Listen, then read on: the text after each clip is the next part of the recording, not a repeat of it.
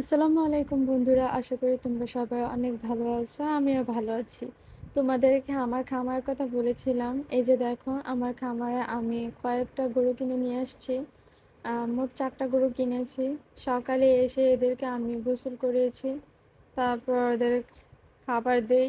খাবার দেওয়ার কিছুক্ষণ পরে দেখি ওদের খাবারে যে পানিগুলো ছিল সেগুলো শেষ হয়ে যায়। তারপর নিচে গিয়ে আবার পানি ছাড়ি ট্যাঙ্কিতে পানি ভরার জন্য। তারপর ওদেরকে পানি খেতে দিই। আর তোমরা দেখেই বলো যে আমাদের গরুগুলো কেমন হয়েছে। আসলে প্রথমে কিন্তু আমরা গরু পালতেছি আর কি, তার আগে পালি নাই। আর এই গরুগুলো তৈরি করতেছি সামনের কুরবানি ঈদের জন্য। দোয়া করবা যেন এই কাজগুলো সম্পূর্ণভাবেই করতে পারি। ইচ্ছা আছে ভবিষ্যতে একটা বড় ফার্ম দেওয়ার। যাই হোক, ইচ্ছা থাকা ভালো, মানুষের ইচ্ছা থাকা উচিত। তাহলে মানুষ আসলে কিছু করতে পারে।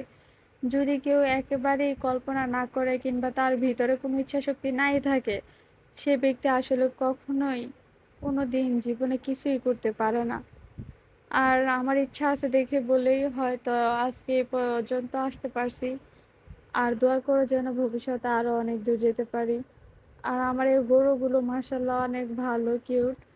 যেহেতু আমি আগে কখনো গরুর ধারের কাছেও যাইনি, অনেক ভয় পাইতাম।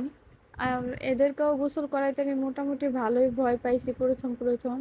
কিন্তু এখন তো আমার এদের এত ভালো লাগে, তাদের কাছে মন চায় সারাদিন যায় বসেই থাকি। মানে যাইলেই একজন এই পাশে এসে শোয় ঘাড়ের, আরেকজন ওই পাশে এসে শোয়। মানে ফিলিংসটা বোঝানোর মতো না। হয়তো আমি ভাবছি গরু একটু বড় বড় যেহেতু, হয়তো গোসল করাইতে যাইলে এই দিক দিয়ে লাথি দিব, ওই দিক দিয়ে লাথি দিব, গুঁতো দিব। কিন্তু আসলে তা না। ওরা পুরুষ মানুষ একেবারেই দেখতে পারে না।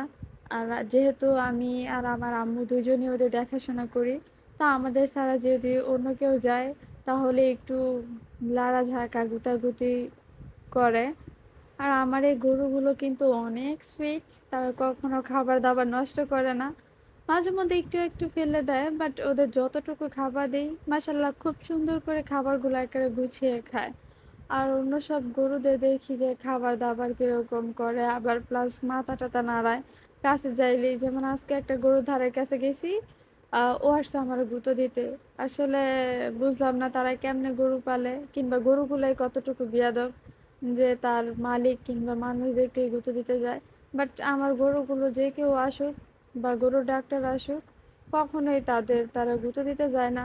বাট একটু পুরুষ মানুষ আসলে একটু মাথাটা নড়ায়, কিন্তু মহিলা মানুষ থাকলে মাথাটা এতটা নড়ায় না। আর আজ এই পর্যন্তই। পরবর্তীতে তোমাদের জন্য আরো নতুন নতুন ভিডিও নিয়ে আসবো। আর দেখতে চাইলে কমেন্টস করবা। সবাই আমাকে সাপোর্ট করে আমার চ্যানেলটা সাবস্ক্রাইব করে দিও। আর লাইক দিয়ে দিও একটা, কারণ তোমরা সাপোর্ট করলে হয়তো আমি আরো দূরে এগিয়ে যেতে পারবো।